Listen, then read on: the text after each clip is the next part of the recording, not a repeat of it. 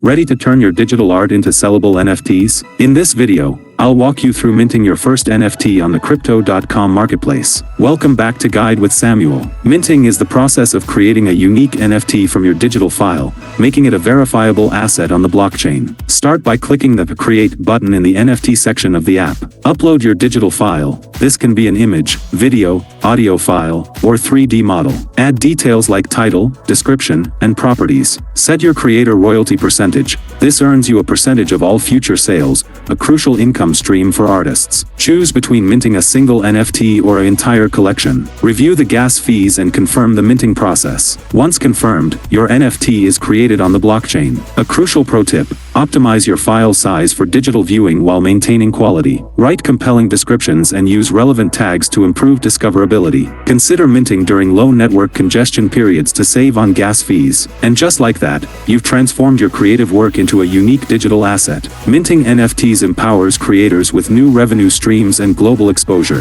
What type of content are you most excited to mint as NFTs? Share your creative ideas below. For advanced trading, watch our next video on how to swap tokens on crypto.com DeFi wallet. Thanks for watching.